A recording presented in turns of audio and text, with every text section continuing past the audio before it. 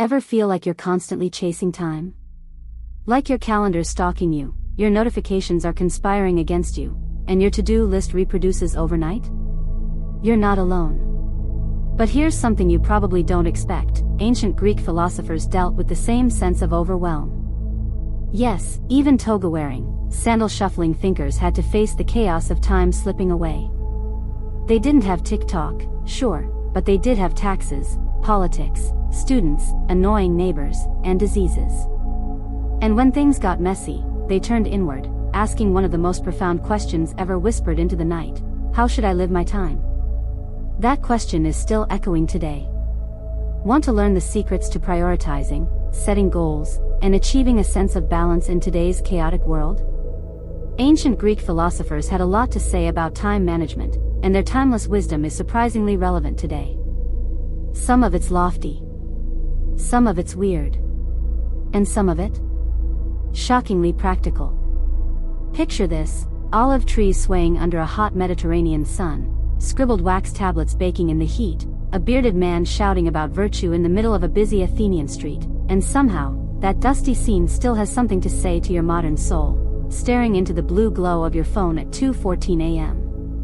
Here's a cheeky reality check: you probably won't know this, but the Greeks didn't even have mechanical clocks during the peak of their philosophical output.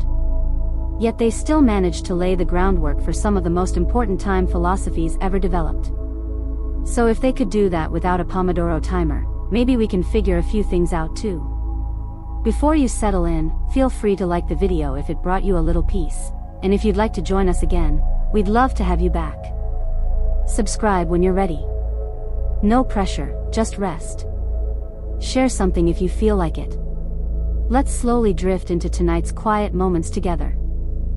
You begin to notice that your busyness isn't as new or modern as it seems. The ancient Greeks called their daily life bios, a word that meant more than just biological survival. It implied rhythm, pattern, purpose. And when the rhythms got disrupted, when they felt rushed or pulled too thin, they didn't just hustle harder. They stopped. They questioned. They philosophized. Even in bustling Athens, people faced the same tug-of-war between productivity and peace. Wealthy citizens were overbooked with public duties and family demands. Artists had commissions to finish. Merchants juggled shipments, seasons, and debts. And scholars? They were forever behind on their writing. Sound familiar? The difference is, ancient thinkers didn't treat time as an enemy. They treated it as a teacher. Take the common Athenian practice of skol, a word that meant leisure, but not in the lazy hammock on a Sunday sense. Skol was sacred. It was time used for thinking, learning, and contemplation. Kind of like reading self-help books, minus the Amazon delivery. Here's something interesting: the root of skol actually gave rise to the word school. That's right, free time became the foundation for education. The Greeks believed that only when you had true leisure could you finally live well. Not scrolling leisure. Not binge-watching leisure. Intentional leisure. Modern psychology backs this up.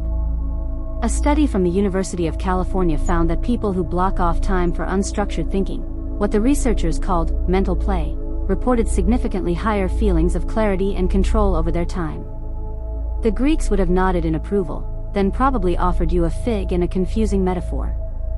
But here's where things take a turn. Not everyone agreed on what managing time really meant. In fact, philosophers still argue whether the Greeks were more concerned with external scheduling or internal harmony. Some schools focused on building rigid routines, others on breaking them. Some thought time was linear, others saw it as circular. One camp even believed time was an illusion. Try fitting that into your planner. You might find this surprising. Some philosophers scheduled their thoughts, not just their days. They believed you could structure your internal world with the same care as your external life.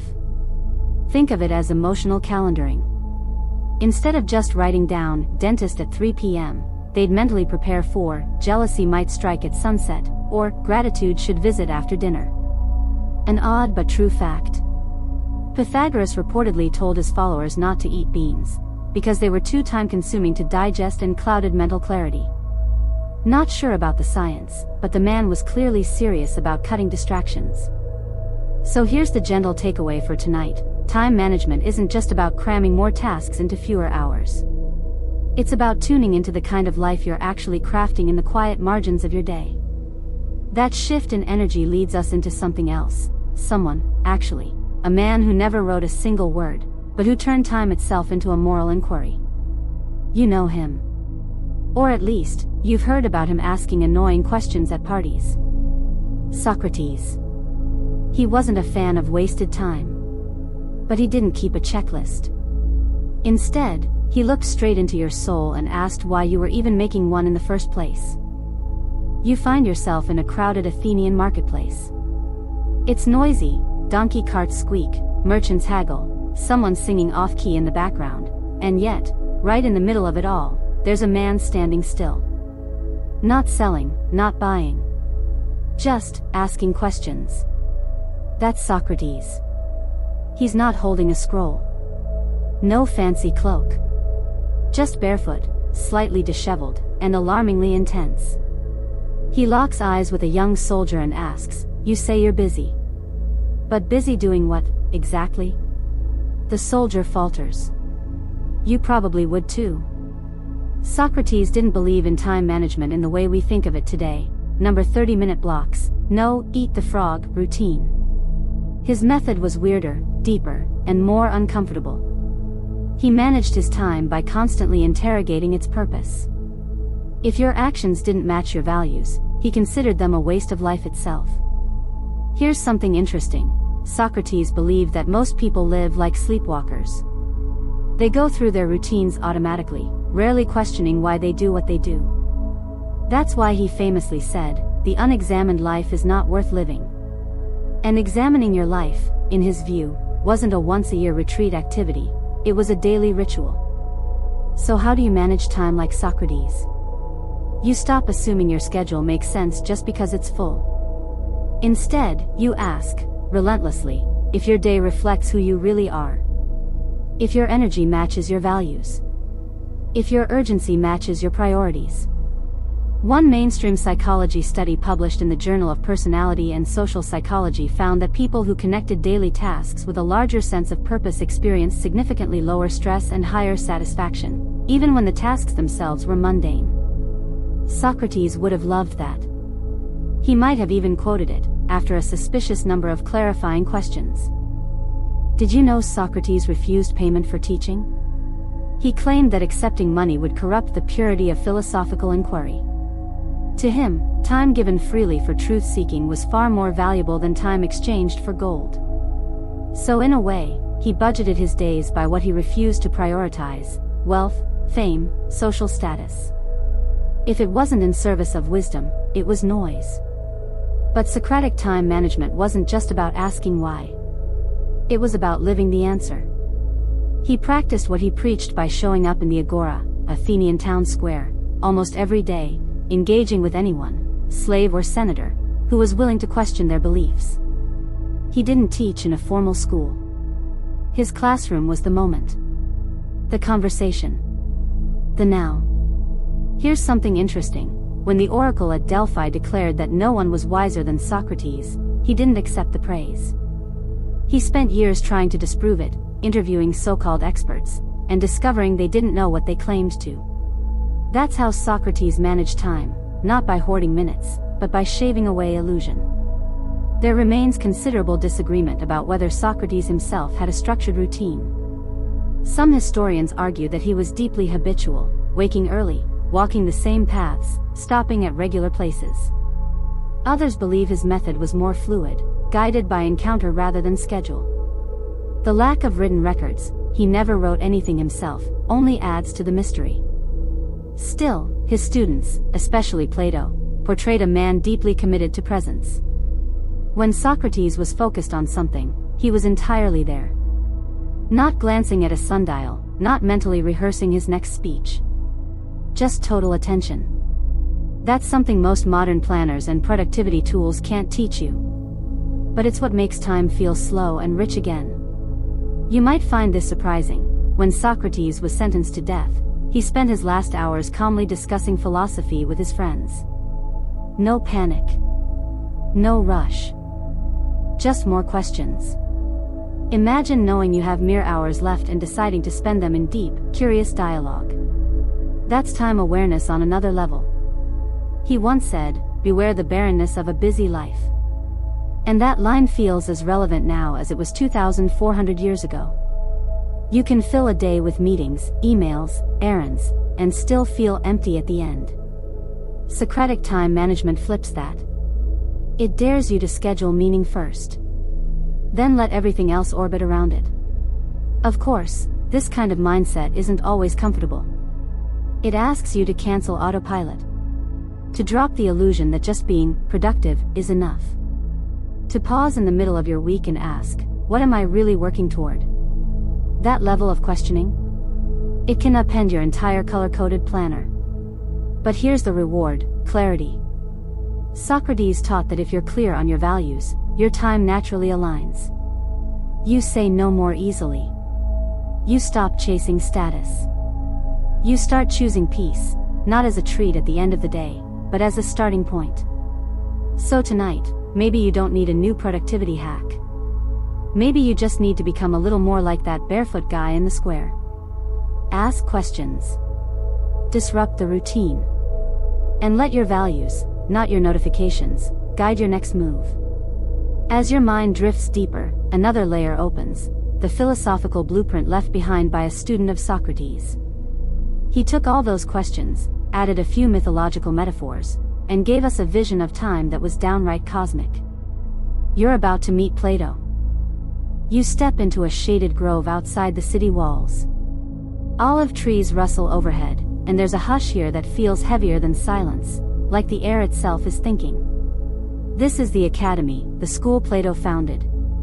And even though there's no bell, no syllabus, and no Wi-Fi, you feel like you're entering the original thought lab. If Socrates asked the hard questions, Plato tried to draw the answers, big, mystical, idealistic answers. For him, time wasn't just minutes ticking by. It was a shadow, a copy, a pale imitation of something far more eternal. Sounds trippy, but stay with it, it actually helps explain why you're so exhausted all the time. Plato believed that the physical world, the one you live in, is always changing, chaotic, unpredictable, and temporary. So of course your schedule feels messy. Of course you feel behind. That's the point. You're living in a realm that can't offer stability because it's not the real deal. The real stuff, the true, timeless forms, exist in a higher, invisible reality. And that includes the form of time. Here's something interesting. In Timaeus, Plato describes time as a moving image of eternity. He literally calls it a numbered motion, created when the gods arranged the heavens. So for Plato, time exists only to reflect the eternal. It's not meant to be managed so much as understood. What does that mean for you, stuck in a world of alarm clocks and Google Calendar reminders? It means the chaos isn't personal. Your inability to stay on top of things isn't a moral failure. It's a symptom of living in an imperfect world. And the antidote? Plato would say, remember the eternal. Connect your time to something that doesn't expire. That's where his theory of the soul enters. According to Plato, your soul existed before your body and will continue after it. So if your soul is eternal, and time is just a shadow, then obsessing over temporary deadlines kind of misses the point. Your goal isn't to conquer time, it's to align your soul with truth, beauty, and goodness. The things that last. A quirky fact. Plato banned poets from his ideal city in the Republic because he believed their stories distracted people from truth. That's one way to eliminate screen time. Plato would have probably installed a pop-up blocker in your brain if he could have. Modern psychology actually offers a surprising echo of this. Research on psychological distance shows that people who think in terms of long-term, abstract values, what some call high construal thinking, tend to make more thoughtful decisions with their time. They procrastinate less. They report higher well-being. Basically, when you zoom out, you zoom in on what matters. Plato's time management advice, then, is all about perspective. Don't get stuck in the tyranny of the urgent. Pause. Step back. Ask yourself not, what should I do today, but, what part of me is eternal, and how can I feed that? Still, philosophers have long debated the nature of time in Plato's work. Some argue he contradicts himself, treating time as both a real cosmic rhythm and a mere illusion. Others say he saw time as necessary but ultimately inferior, a tool for understanding, not a god to be worshipped. Either way, the tension between now and forever remains at the heart of his teachings. You might find this surprising. Plato saw memory as a bridge between time and eternity. He believed that true learning was actually remembering what your soul already knew before birth. So when you have that strange, aha moment while journaling at 3 a.m., he'd say you're not discovering something new, you're reconnecting with something ancient. That's not just poetic, it's practical. It shifts your entire sense of urgency. Instead of chasing the next milestone, you start listening for what's already inside you. Instead of racing the clock, you create pockets of stillness where deeper truths can bubble up. Plato's method wasn't passive, though. He still believed in training the mind. In discipline. In conversation. But those activities weren't meant to optimize your life, they were supposed to align it.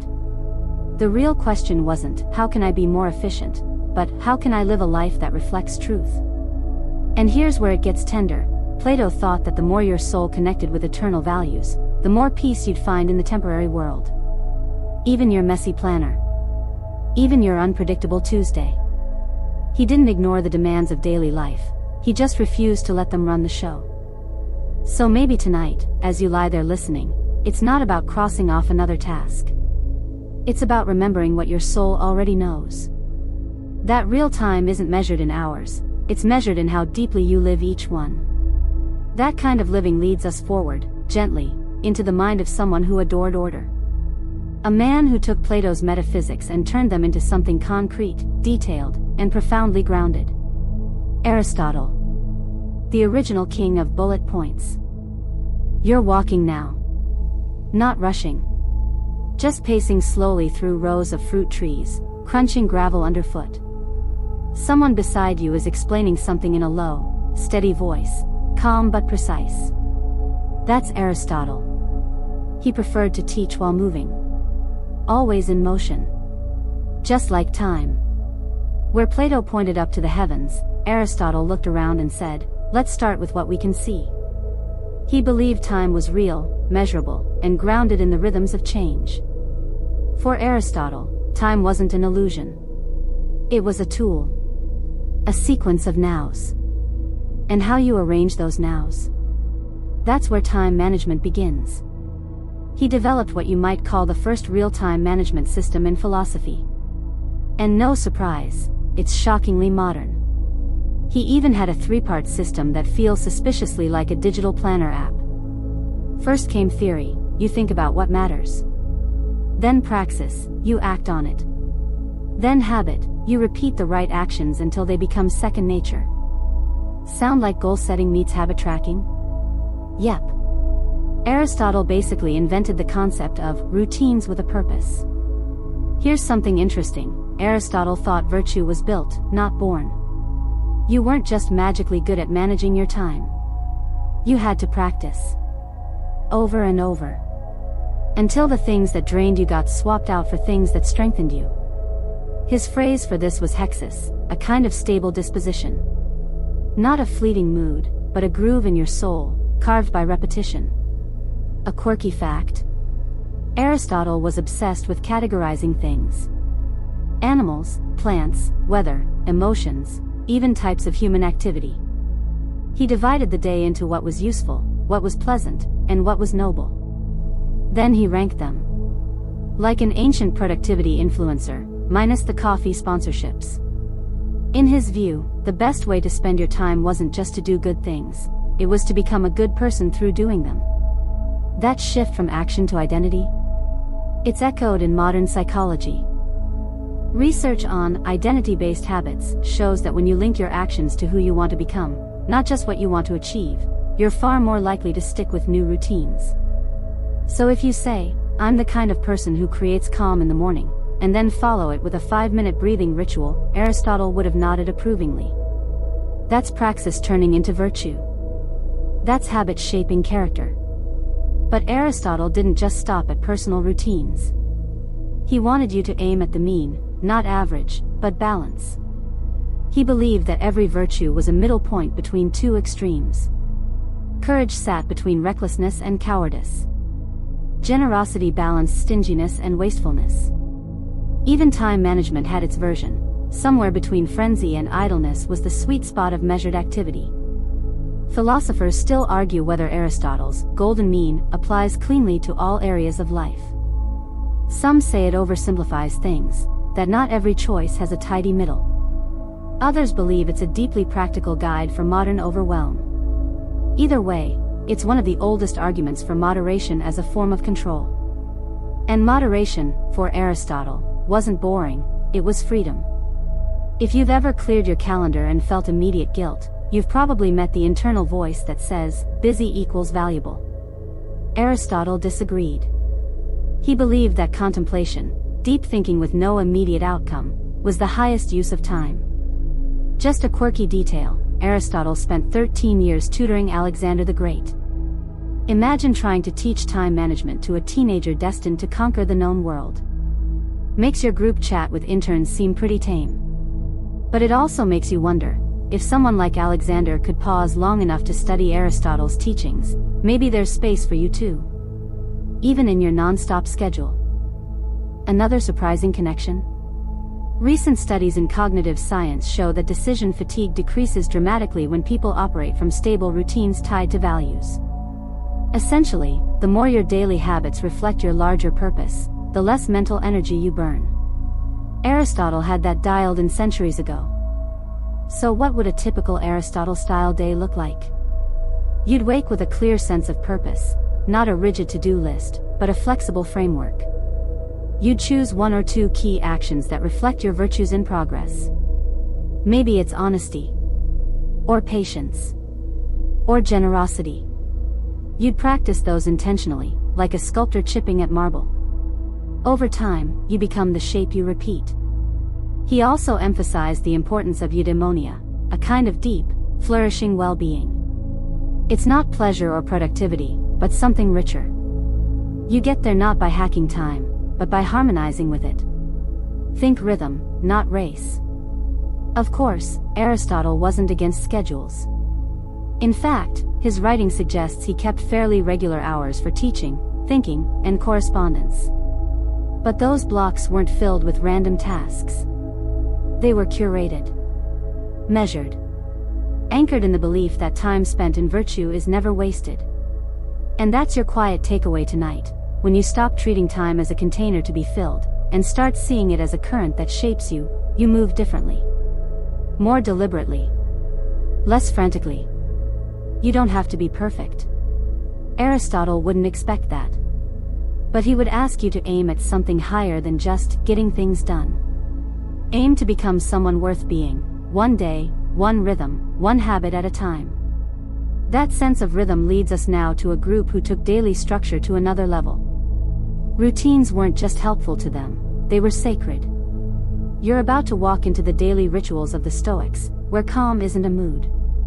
It's a practice. You wake early. Before the sun rises. Before the city stirs. You're wrapped in a quiet that feels intentional, almost sacred. This is the way the Stoics began their day, not by scrolling, not by snoozing, but by preparing the mind. Because to them, managing time meant managing the self. The Stoics were realists. You had Epicurus, a former slave who believed in absolute mental discipline. Seneca, a statesman who wrote wisdom between Senate sessions. And of course, Marcus Aurelius, a Roman emperor who somehow found time to journal while governing half the known world. Their secret wasn't magic. It was routine, slow, conscious, values-driven routine. Stoicism teaches that you can't control external events, only your response to them. So rather than planning your day around what might happen, the Stoic way is to build a rhythm that keeps you steady no matter what does happen. That's where the morning practice comes in. Epictetus advised his students to rehearse potential disruptions before they even left the house. Annoying people. Sudden delays. Unexpected loss. Instead of being surprised, they expected difficulty, and met it with calm. You can almost hear him whisper, "You knew this would come. You're ready." Here's something interesting. This approach closely mirrors a modern technique known as mental contrasting, where people visualize potential obstacles to their goals ahead of time, not to be pessimistic, but to stay grounded. Studies show that this drastically increases follow-through. Epictetus would have called it preparation. We just gave it a fancy name. And then, of course, there was journaling. Marcus Aurelius never meant for his writings to be published, yet Meditations became one of the most widely read self-help texts in history. Why? Because it was practical. His journal wasn't a recap of events, it was a rehearsal of values. He used writing to remind himself of what mattered, what didn't, and how to stay upright in a spinning world. You might find this surprising. Marcus didn't journal in the morning. He did it at night, reviewing how he handled the day, like a football coach reviewing game tape. Wins, losses, moments where he forgot his own advice. That blend of structure and self-honesty? That's Stoic time management at its core. A quirky fact? Stoics didn't just focus on inner peace, they were picky eaters too. Not in a trendy cleanse sort of way, but in a don't let your lunch control you kind of way. Seneca, for instance, deliberately ate plain meals to avoid being ruled by craving. If your fourth snack break today felt suspiciously emotional, the Stoics might have raised an eyebrow. They also divided time into two key categories: what you own, and what you borrow. To the Stoics, your only true possession was the present moment. The past was gone. The future was uncertain. So why waste time on what's not yours? This wasn't a YOLO excuse to slack off, it was a deep call to presence. Philosophers still argue whether Stoicism is too cold, too emotionally repressive. Some critics say it discourages joy. Others say it simply reframes joy as something deeper than indulgence. There remains considerable disagreement about whether true Stoic calm is possible in modern life, or if it requires a kind of detachment that just doesn't fit with school runs, Slack messages, and surprise Zoom calls. But let's not forget, Marcus Aurelius literally ruled an empire. If he could practice mindful detachment while managing soldiers, senators, and barbarian invasions, maybe there's something in it for you too, especially on days when you feel like the emperor of your own chaotic inbox. Another connection? Research from the University of Michigan found that people who engaged in daily reflective writing reported significantly lower anxiety and better executive function. In short, they made better decisions under pressure. So yes, your 5-minute journaling ritual matters. And no, it's not just writing about your feelings, it's training your mind to sort noise from signal. And the Stoics didn't leave the rest of the day to chance either. Many practiced a kind of evening inventory, a mental rewind of the day's events. Not to beat themselves up, but to align more closely with their core principles. You could call it ancient CBT. Or just really intentional self-leadership. Just a quirky detail, some Stoics would remind themselves daily of their own mortality, not in a morbid way, but to sharpen their appreciation for time. Memento mori, they'd say, remember, you will die. Harsh? Maybe. But also oddly clarifying. That argument you had? Suddenly smaller. That errand you skipped? Maybe not so tragic. So what does a Stoic day look like? Wake early. Ground yourself in values. Expect discomfort. Respond calmly. Reflect at night. Repeat. It's not glamorous. It's not viral. But it's freeing.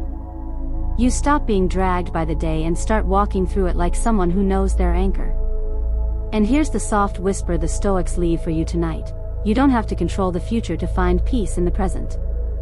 You just have to meet the day on your terms, prepared, grounded, and true to what matters. That steady rhythm leads us into a surprising twist.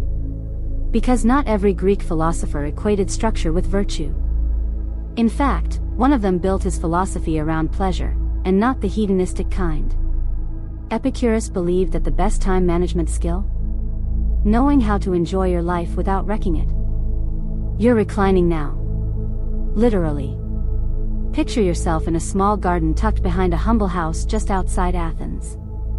There are vines climbing the walls, the sun filtering through fig leaves, and a table where fruit, cheese, and water are shared in quiet company. This is the garden of Epicurus. No stress, no rush, and definitely no urgency. Epicurus is often misunderstood. He gets typecast as the party guy, the original, treat-yourself guru. But that's a bad translation. The man wasn't about indulgence. He was about ease. The kind that comes from knowing what's enough, and how to stop chasing what isn't. For Epicurus, time management wasn't about fitting more in. It was about filtering more out.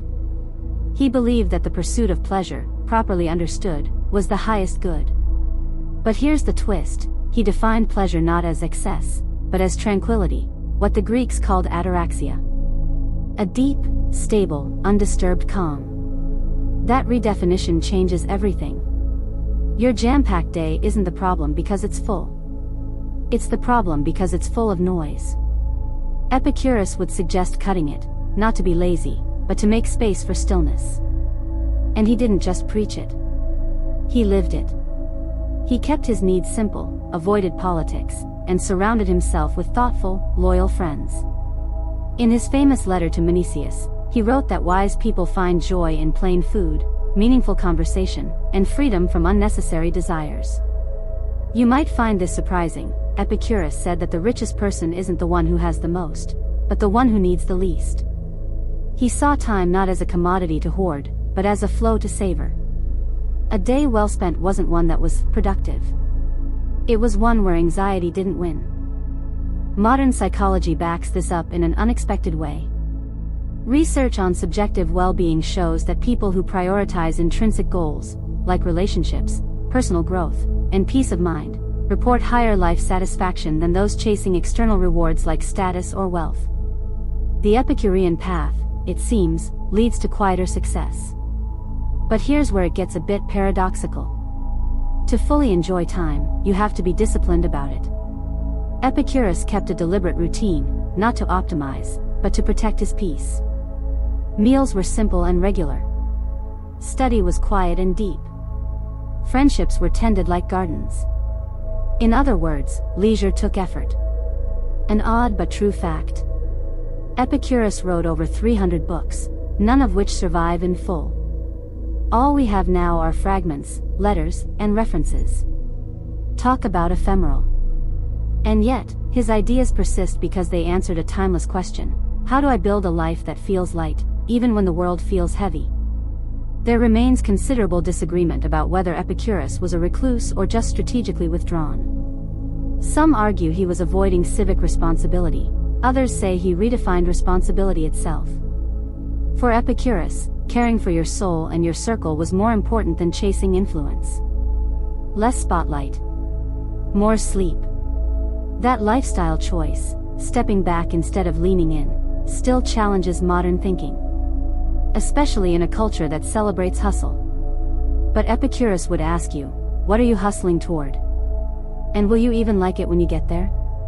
So what might a modern Epicurean time strategy look like? Start by identifying what genuinely brings you peace. Not what looks good on your resume. Not what gets the most likes. But the kind of quiet satisfaction that settles in your chest when you're alone and content. Then protect that peace. Set boundaries not just with others, but with your own appetite for more. You don't need more time. You need less clutter inside of it. Maybe you stop multitasking during meals. Maybe you leave your phone in the other room while you sit on the porch for 10 minutes. Maybe you turn down an exciting opportunity because it would cost you your calm. That's not laziness. That's clarity. A quirky Epicurean insight. He ranked friendship as the greatest source of happiness. Not fame, not freedom, not fortune. Just consistent, mutual support. He even called friends an immortal good. So if you're wondering what to make time for, Epicurus might say, invite someone over. Eat something simple. Talk slowly. He also had an unexpectedly empowering view of death. He taught that when we're alive, death isn't here, and when death arrives, we aren't. So why waste time fearing it? This mindset freed his followers to focus on now. Not in a YOLO panic, but in a calm acceptance that made every moment feel full enough. Philosophers still argue whether Epicureanism is compatible with ambition. Can you pursue big goals without disturbing your inner peace? Or does wanting more always unbalance the scales? It's a question that doesn't have a clean answer. But maybe that's the point. Epicurus wasn't selling a formula. He was offering a mindset. One that you adapt, slowly, gently, to your own pace. So here's your permission slip tonight: rest is not wasted time. And pleasure, when filtered through wisdom, is a powerful timekeeper. It slows the clock, expands the hour, fills the silence with ease. That kind of rhythmic presence brings us to someone who treated time literally like a rhythm. A man who believed that harmony wasn't just for music, but for your entire life. Enter Pythagoras. Yes, the triangle guy. But also your unexpected spiritual time coach. You're surrounded by numbers now, not on a screen, but in the air. Imagine a universe where everything, including time, hums with invisible math. Step into the mind of Pythagoras, and suddenly you're not just counting minutes, you're listening for harmony. Rhythms. Repetition. A life composed like a symphony. Yes, Pythagoras is mostly known for the triangle theorem you forgot immediately after high school. But behind the geometry was a whole worldview, one where the cosmos was a song, and your time was a beat in its melody. According to him, managing your day wasn't about optimization. It was about attunement. He believed that everything in the universe followed patterns: numbers, stars, music, even ethics. And if you could align your daily rhythms with those patterns, you could live in a kind of cosmic flow. So he taught his students to wake, work, eat, rest, and reflect on precise cycles. Structured, intentional, ritualistic. Here's something interesting: Pythagoreans used music theory to understand the soul. They thought specific musical intervals had moral and psychological effects. A perfect fourth could calm you. A dissonant fifth? Too chaotic. So when they built routines, they weren't just thinking logistically, they were thinking musically. If your time was dissonant, your soul was too. Modern psychology agrees, kind of. Research on circadian rhythms shows that aligning daily tasks with your natural energy cycles, like doing focused work in the morning or winding down before bed, boosts performance and emotional regulation. It turns out your body does have a beat, and ignoring it creates tension, burnout, and brain fog. Pythagoras, weirdly, knew this already, without a smartwatch. A quirky fact: Pythagoreans weren't allowed to eat beans. Not for dietary reasons, but because they believed beans contained the souls of the dead. Whether you find that fascinating or flat out bonkers, it shows how seriously they took the sanctity of rhythm. Even digestion had a role in the cosmic system. So what did Pythagorean time management look like? It started with waking up before dawn. Not to hustle, but to greet the order of the cosmos. Mornings were for introspection and study, math, philosophy, music. Midday was for moderate work. Evenings were spent in discussion, light food, and reviewing the day's actions. Every step had a place, a purpose, a pulse. They even had specific nightly rituals. One of their favorites? The examen, a 3-part reflection. What did I do wrong? What did I do right? What did I leave undone? It's like an ancient bullet journal crossed with cognitive therapy. You might find this surprising. Pythagoras ran his school like a monastic order. Silence was practiced. Clothes were simple. Food was regulated. Time wasn't just a resource, it was a moral force.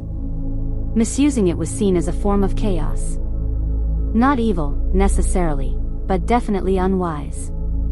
Philosophers have long debated the practicality of Pythagoras's mystical routines. Some say they were cultish, too extreme, more about control than insight. Others argue that his system anticipated modern ideas of psychological hygiene, creating an environment where clarity, focus, and peace could thrive.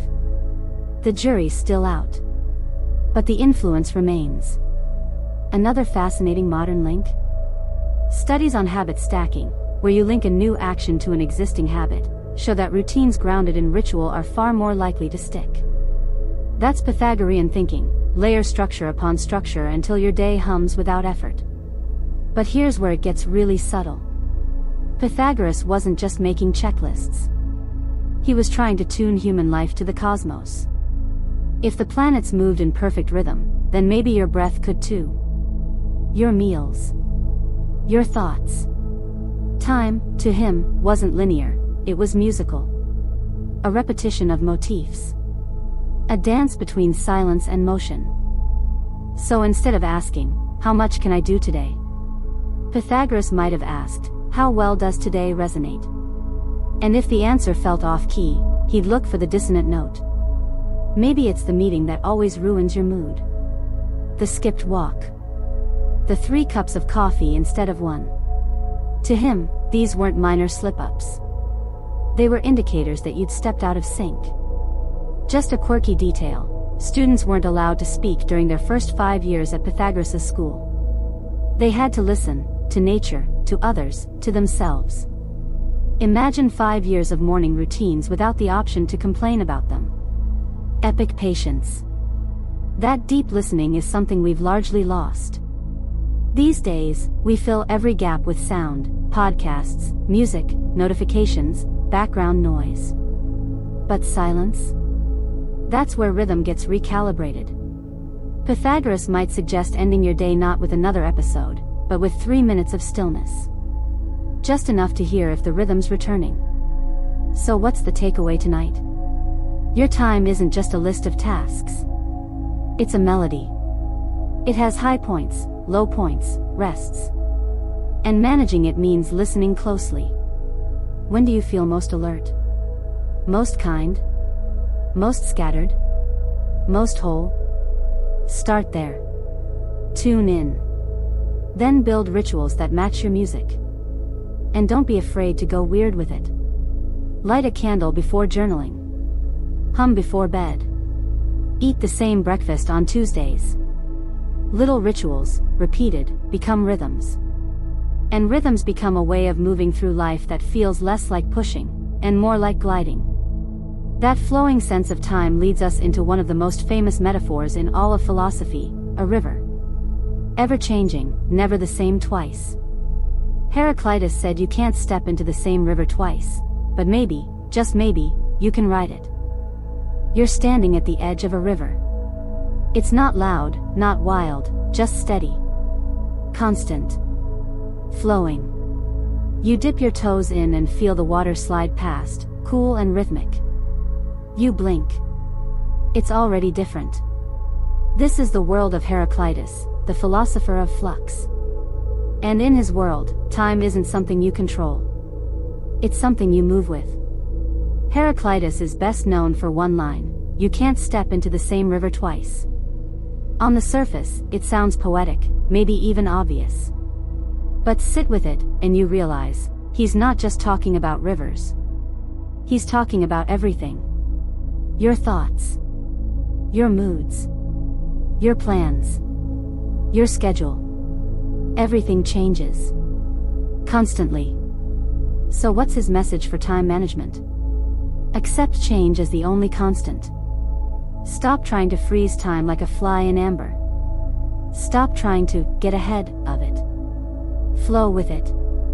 Here's something interesting. Heraclitus saw fire, not earth or water, as the fundamental element of the universe. Why? Because fire transforms everything it touches. It moves. Just like time. To him, time wasn't just passing, it was becoming. So your day isn't just slipping away. It's shaping you. Every moment burns, but it also forges. Now, this might seem like the anti-time management strategy. Just accept the chaos? No planning? No to-do lists? But Heraclitus wasn't anti-order, he was just anti-illusion. He believed in a hidden logos, a kind of cosmic reason or rhythm that underlies all change. Your job, then, is to listen to it. Not control it. Not fight it. Just move with it. You might find this surprising. Despite his obsession with change, Heraclitus wasn't scattered. In fact, he wrote his thoughts carefully in a cryptic, almost riddle-like style. He wanted you to pause, to think. Because part of moving with time is not rushing through thought. Modern psychology has a name for this kind of mindset: psychological flexibility. It's the ability to adapt your thoughts and behaviors to meet changing circumstances, rather than rigidly clinging to a plan. And research shows it's one of the best predictors of resilience and well-being. Heraclitus would have nodded, probably while throwing another metaphor into the fire. Philosophers still argue whether Heraclitus saw change as chaotic or harmonious. Was the river random, or was it part of a deeper structure we just can't always see? The debate continues. But what's clear is this: to Heraclitus, trying to resist change is like trying to dam the ocean with your bare hands. Futile, exhausting, and soggy. A quirky fact: he was known as the weeping philosopher. Not because he was gloomy, but because he was deeply moved by the constant dance of transformation, joy, pain, gain, loss. Time, to him, was a series of waves, none permanent, all essential. So how do you live like Heraclitus? You start by letting go of your obsession with the perfect day. It doesn't exist. Even your best day will shift. Someone will cancel. Something will take longer than it should. You'll spill coffee on the one shirt that was actually clean. Heraclitus would smile and say, "Of course." Then, you build a mindset of movement. Instead of asking, "How can I control today?" ask, "How can I adapt to what today becomes?" That's not passive, it's agile. And it's powerful. Just a quirky detail: Heraclitus believed sleep and wakefulness were part of the same cosmic cycle, each feeding the other. He saw sleep as a form of death, and waking as rebirth.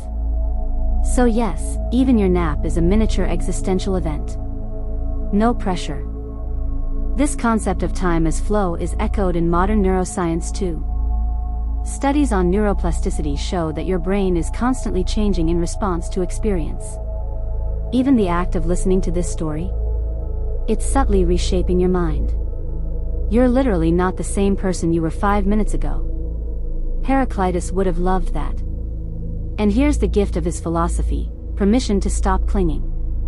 You don't have to freeze time to enjoy it. You don't have to lock down your calendar to feel in control. You just have to notice. To ride the moment like a current. And when it turns, you turn with it. That's not laziness. That's wisdom. So tonight, maybe don't fight the shifting mood. The unexpected text. The thought that takes you somewhere you didn't plan to go. Let it flow. Let it teach. And trust that even the unexpected can carry you forward. That shifting, swirling sense of time leads us straight into the next strange twist. Because while Heraclitus loved motion, another philosopher used time to question motion itself. Meet Zeno. And prepare to have your brain temporarily bent into a pretzel. You're standing still now, but not because you want to. It's because someone has just convinced you that motion might be fake. Welcome to the strange, motionless world of Zeno of Elea, the philosopher who managed to mess with time just by asking impossible questions. Zeno was a student of Parmenides, who believed that all change and movement were illusions. Yeah, he thought the world didn't really move. Zeno took this bizarre claim and went full-on philosophical prankster with it, creating a series of mind-bending paradoxes designed to prove that motion, and therefore time, can't logically exist. Think of it as the ancient version of, wait, what did I just read?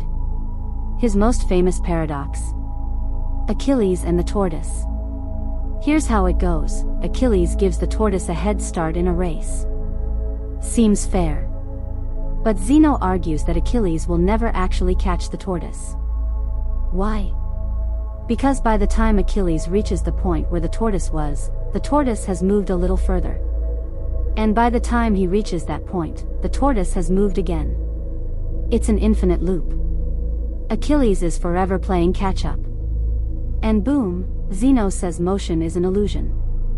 Now, your brain might be twitching a little. That's normal. Zeno wasn't saying we can't see movement. He was saying our logic can't explain it cleanly.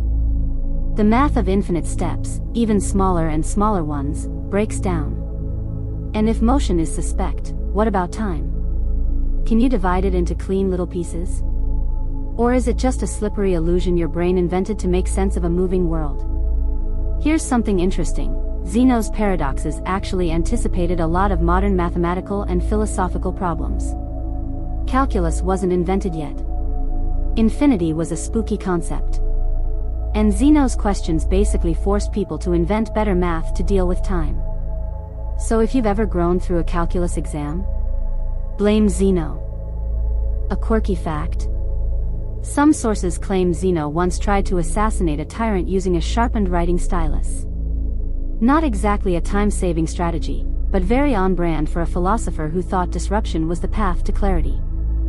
Philosophers still argue whether Zeno was just playing word games or actually believed that time and motion were illusions. Some think his paradoxes were tongue-in-cheek, meant to defend Parmenides. Others argue that he genuinely wanted to unearth a flaw in how we experience the world. Either way, he forced people to look at time more critically. You might find this surprising. Modern quantum physics actually echoes some of Zeno's ideas. In the famous quantum Zeno effect, a particle being observed repeatedly can be frozen in a particular state. Basically, watched too closely, it doesn't evolve. Weird, right? It's like time freezes when you stare too hard. Somewhere, Zeno is smugly nodding. From a psychological standpoint, Zeno's paradoxes offer an odd insight. Overanalysis can stall action. You felt this. You stare at your task list, trying to decide where to start. You break things down into smaller and smaller steps. Before long, you're paralyzed by infinite micro-decisions. Achilles never catches the tortoise. You never send the email. That's called analysis paralysis, and it's very real. Studies show that when we overthink, especially in decision-heavy environments, our brains get overloaded, and action stalls. Zeno's paradoxes, while abstract, might actually mirror that experience. Time feels like it's passing, but you're not moving. Just mentally circling the track. So what would Zeno's time advice be? Strangely enough, maybe it's this: beware of slicing time into too many pieces. Yes, planning matters. Yes, reflection helps. But there's a point where too much segmentation leads to stasis. Sometimes, the best way to beat a paradox is to just take the next step. Move anyway.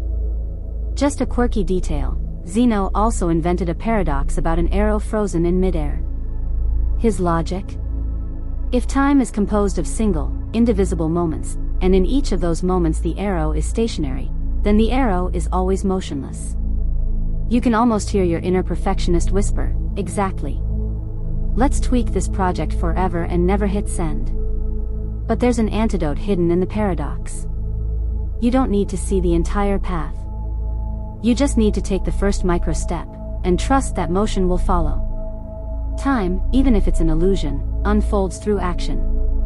Imperfect, wobbly, forwardish action.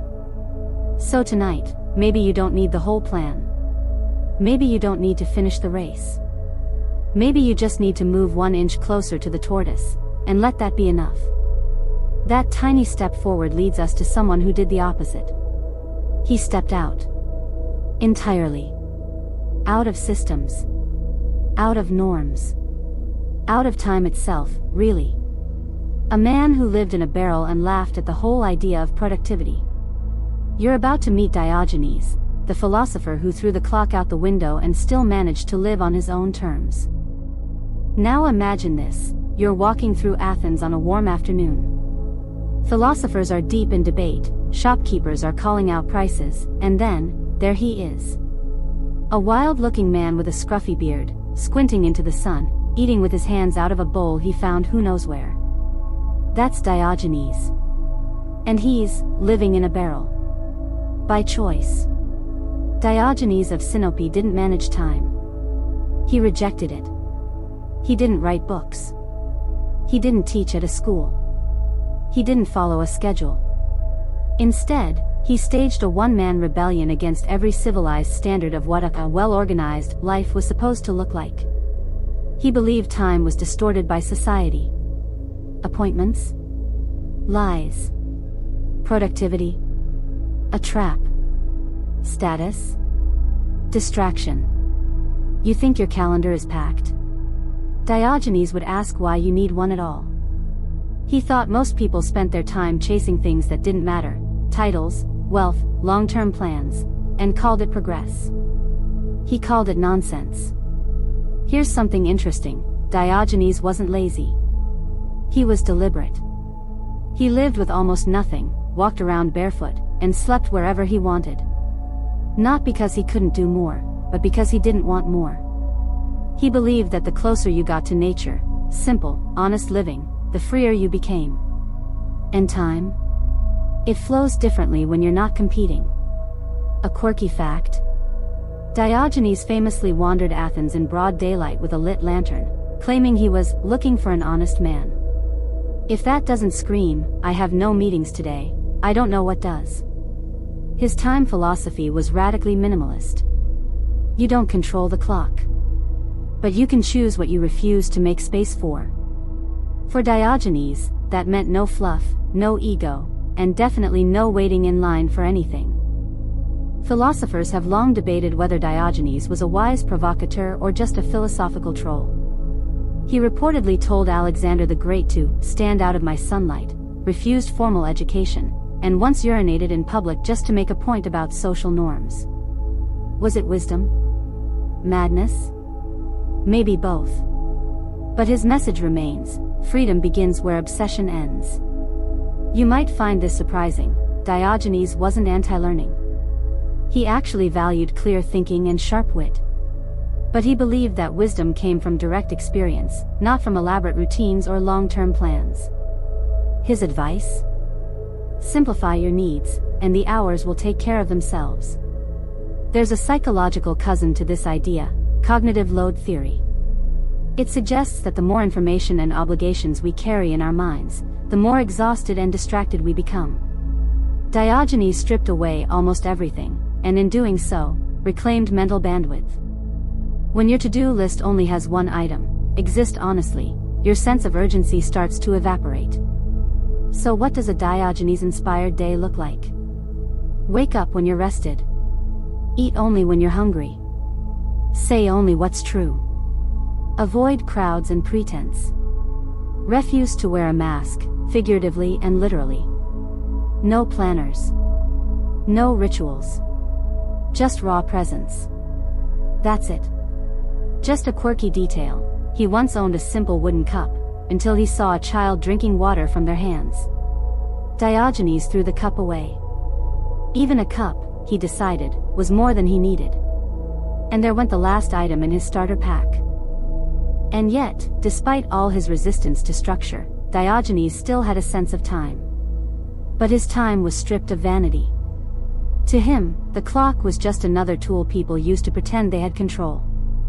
He didn't try to master the day, he let the day reveal itself. So maybe tonight, you're allowed to set the schedule down for a moment. To unclench your grip on productivity. What if you spent 1 hour doing exactly what you want? Not what's expected, not what's smart, but what's real. Sit on the floor. Stare at the ceiling. Take a walk without a step counter. That's a little Diogenes in action. There remains considerable disagreement about whether this kind of radical freedom is sustainable. Could anyone today live Diogenes style without becoming a public nuisance? Possibly not. But his philosophy still flickers behind a growing cultural shift toward minimalism, toward off-grid living, toward mental decluttering. Time, once again, is being redefined. And not all philosophers thought Diogenes was extreme. The Cynics, his philosophical descendants, agreed with him: freedom begins when you let go. They took his lesson and gave it a slightly more structured twist, a way of living simply, but not necessarily out of a barrel. That takes us into our next current, a deeper dive into the Cynics, who didn't just walk away from luxury. They walked away from time ownership itself. The Cynics weren't trying to do more with their hours.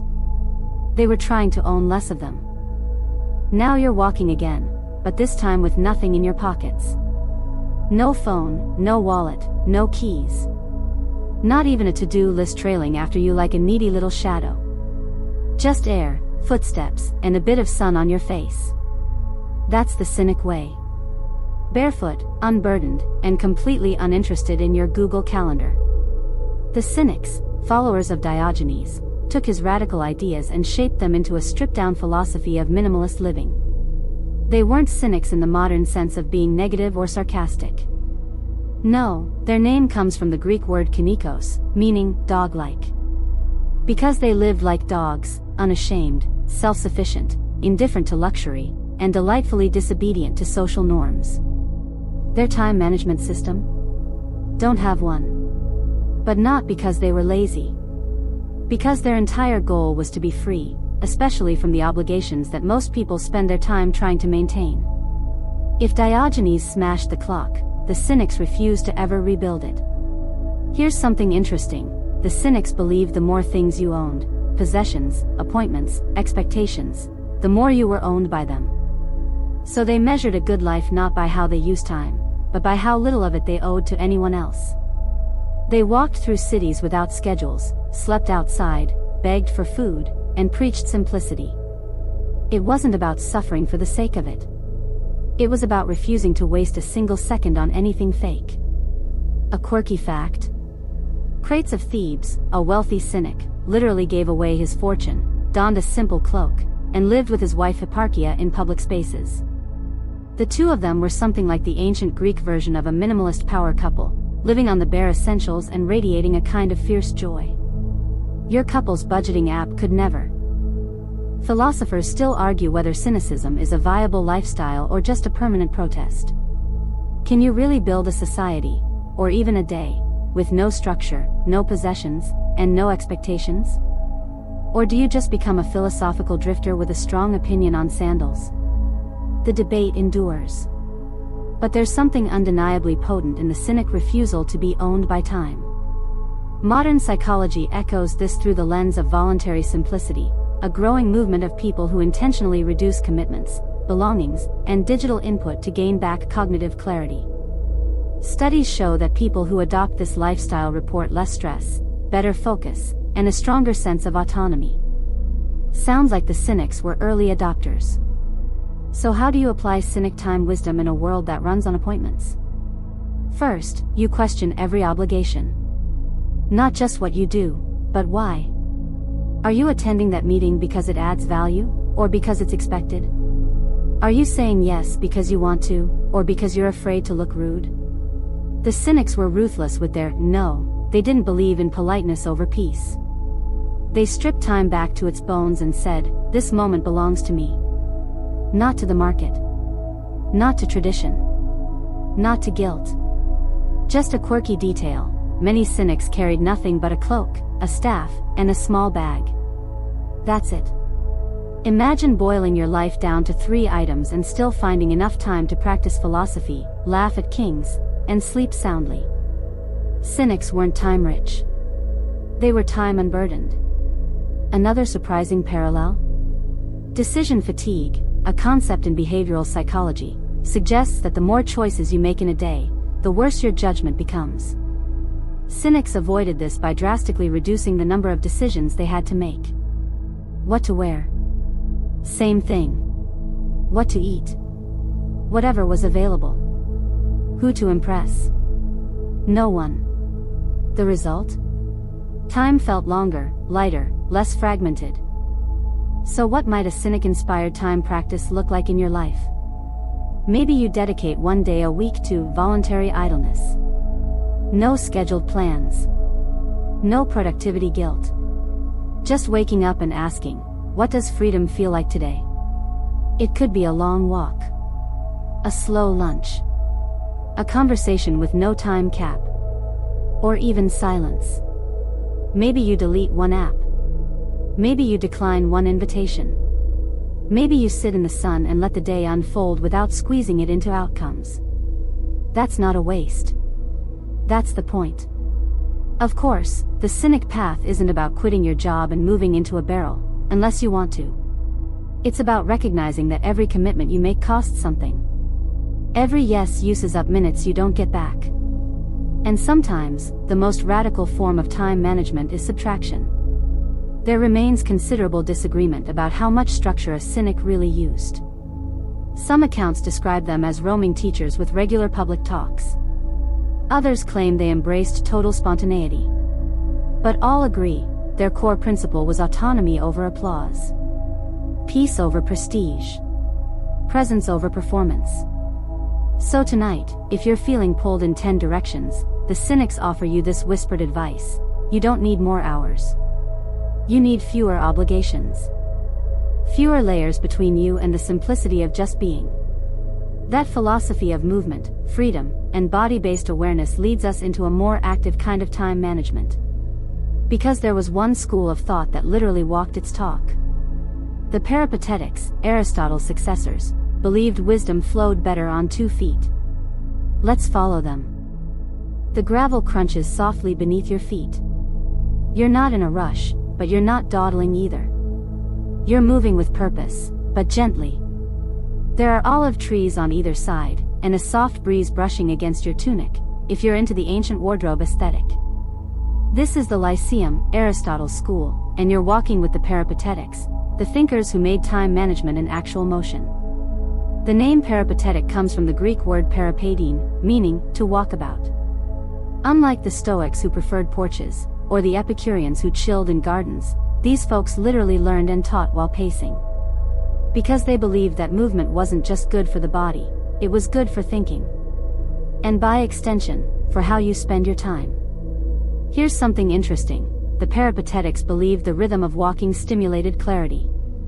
Step after step, thought after thought. Not frantic. Not meandering. Just paced, like a living metronome. Time, for them, wasn't just counted. It was embodied. In modern terms, we'd call this kinesthetic learning, the idea that physical movement enhances cognitive function. And there's data to back it up. One study from Stanford found that walking, especially outdoors, boosts creative thinking by up to 60%. The Peripatetics knew this instinctively. That restless energy you feel when sitting too long? It's your brain begging for a walk, not another coffee. A quirky fact? Aristotle reportedly gave lectures in the morning for advanced students and reserved the afternoons for more informal discussions while walking. So yes, he invented office hours and walking meetings 2,000 years ago. The man was ahead of his time. Literally. But it wasn't just about movement.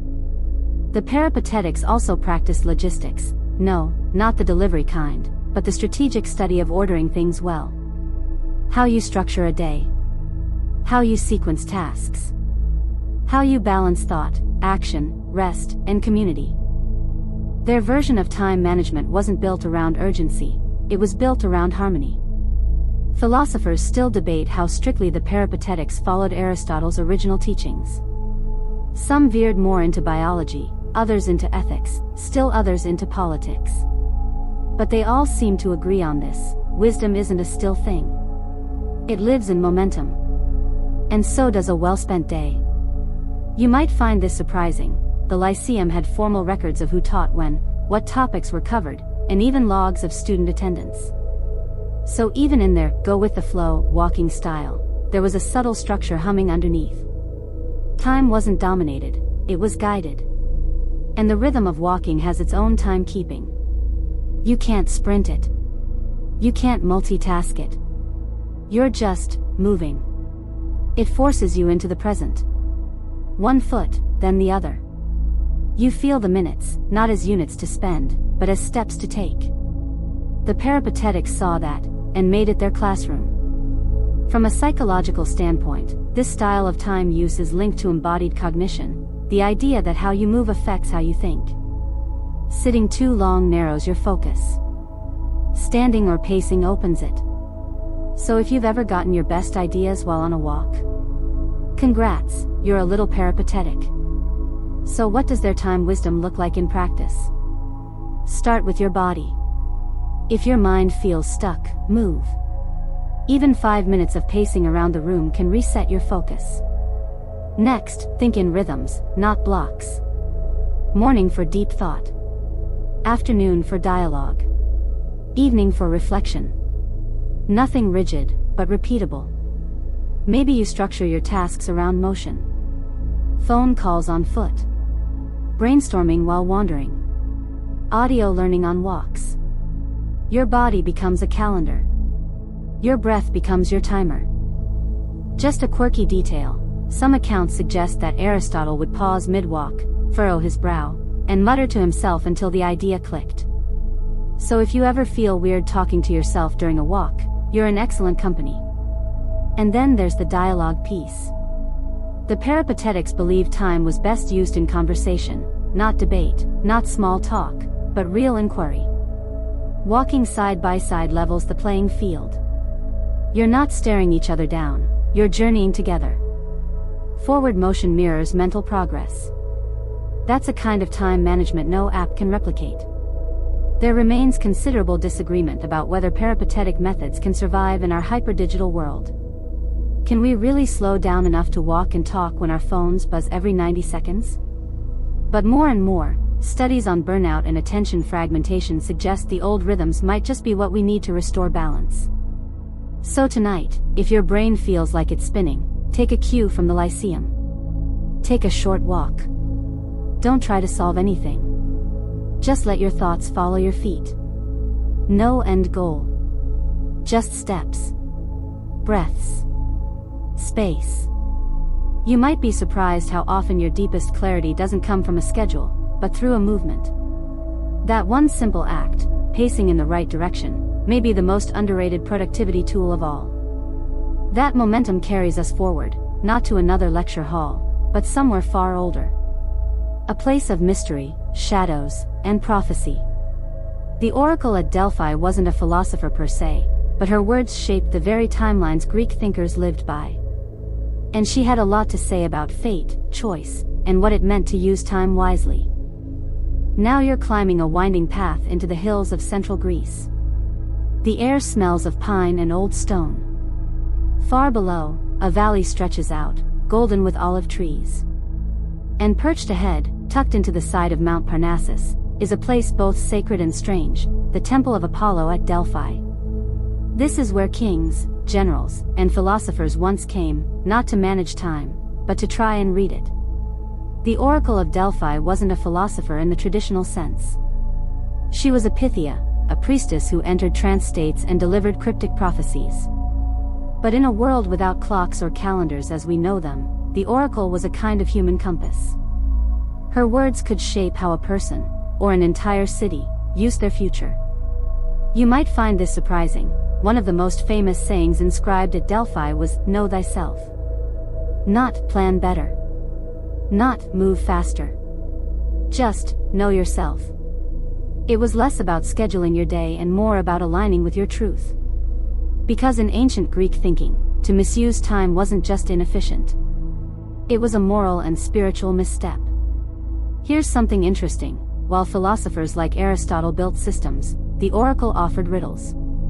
When Croesus, the wealthy king of Lydia, asked if he should go to war, she replied, "If you cross the river, a great empire will fall."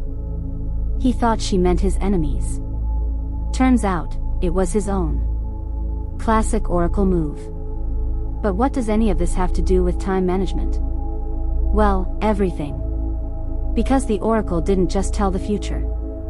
She forced you to examine your choices. To consider timing.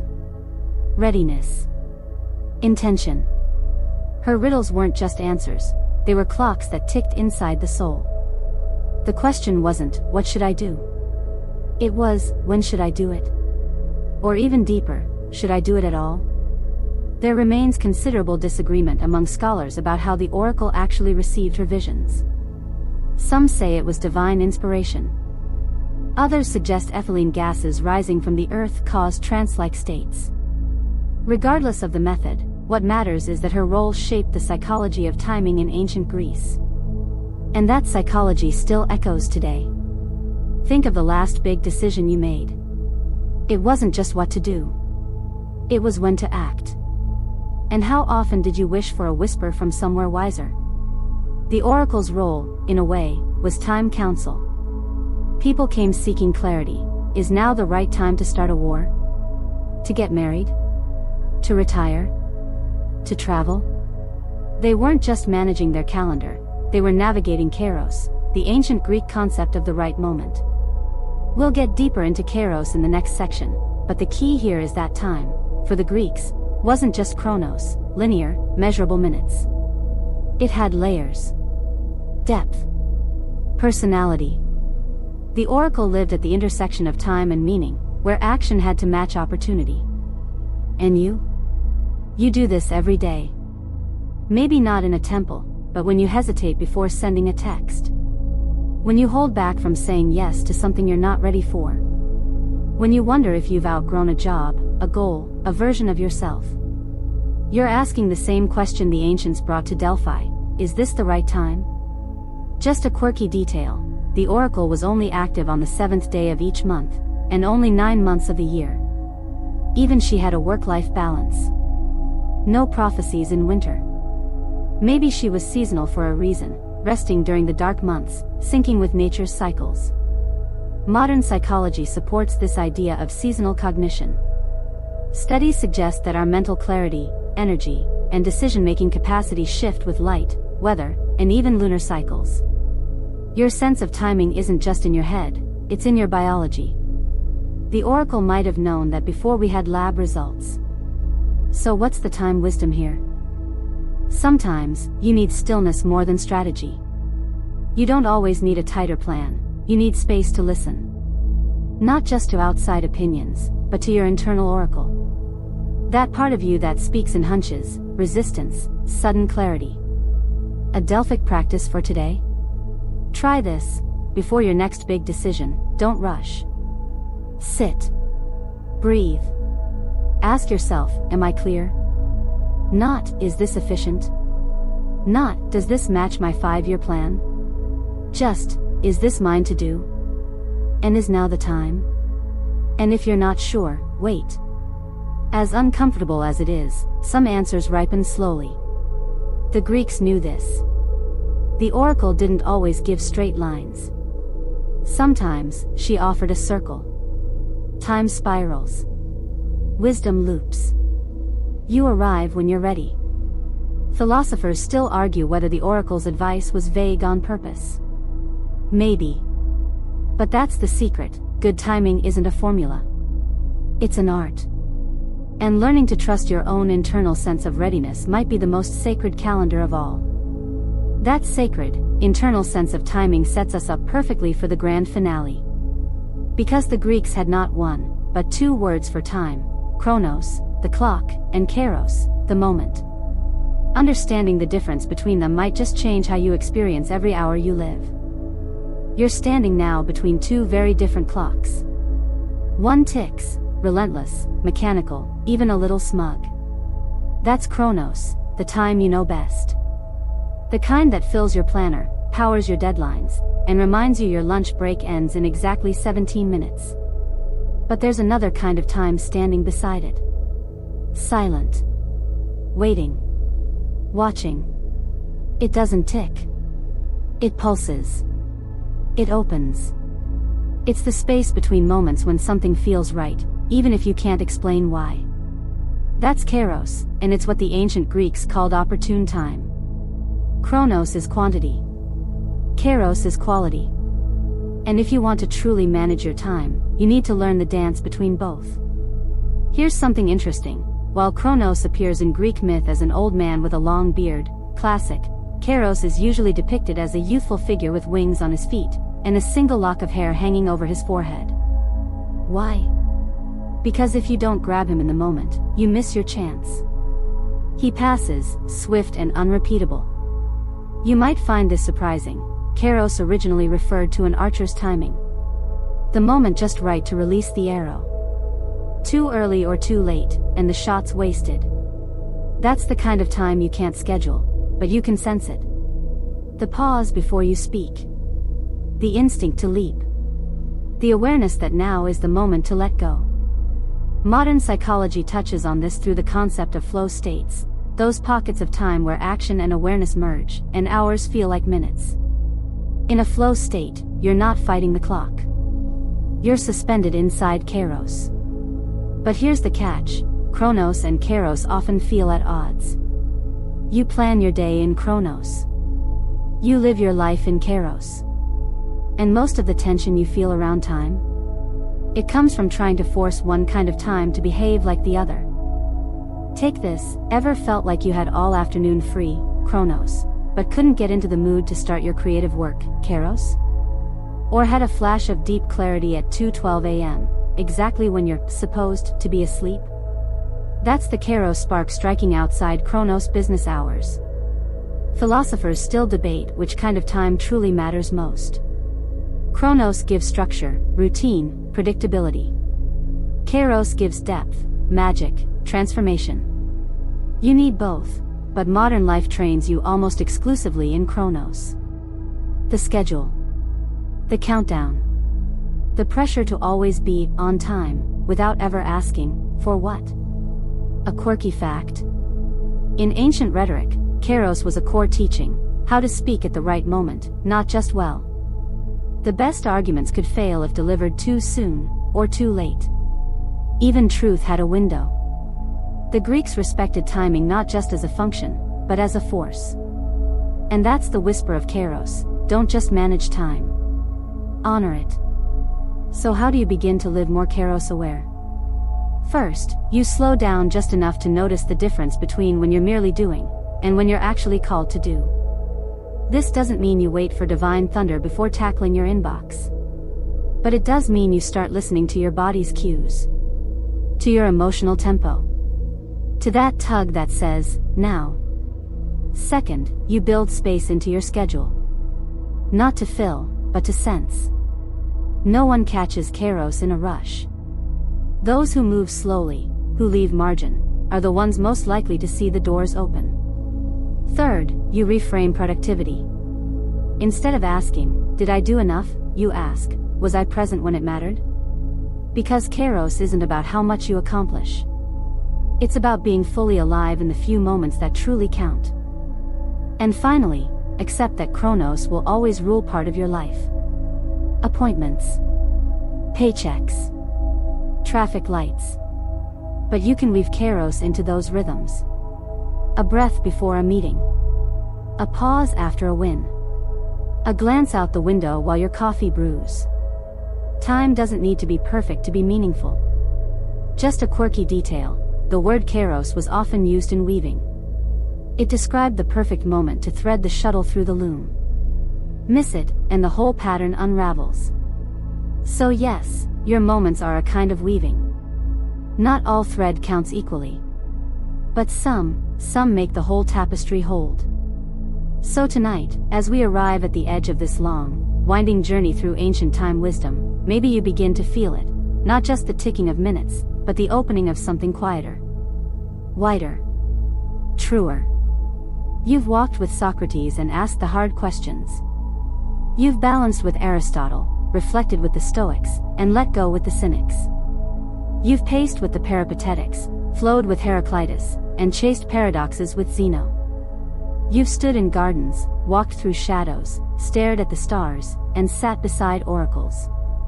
And through all of it, time has whispered the same thing. Be here. Now. While it matters.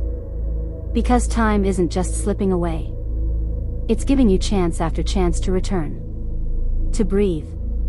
To choose again. To live with rhythm. With wonder. With wisdom. And that brings us into the quietest part of the night, the closing breath. A slow, final settling. Just a few more words before we drift. Let it all soften now. Let the voices fade, the philosophers, the paradoxes, even the ticking of your own thoughts. You've carried a lot tonight. Through walking paths and ancient temples, through metaphors and morning rituals. You've held big ideas. You've met complicated minds. And you've kept pace beautifully. Now, no more pace. No more rhythm to hold. Just the softness of your breath, the weight of your body in the place you've chosen to rest. Whether you're lying down or simply pausing before sleep, let this be the moment that doesn't need to mean anything. It just is. You've been chasing time. And maybe now, you're not chasing. You're being carried. Carried gently by stillness. By awareness. By the part of you that doesn't need to do anything, because being, quietly, fully, and kindly, is already enough. So let the minutes stretch. Let the day drift further into the distance, not like something lost, but like something completed. You don't need to remember every quote. Or follow every step. Time will teach you again tomorrow. The way it always does, slowly, patiently, in moments that matter. Let your breath rise like dawn. And fall like dusk. Let the body sleep, the mind unravel, and the soul rest. You've done enough for one night. Time will wait. Sweet dreams.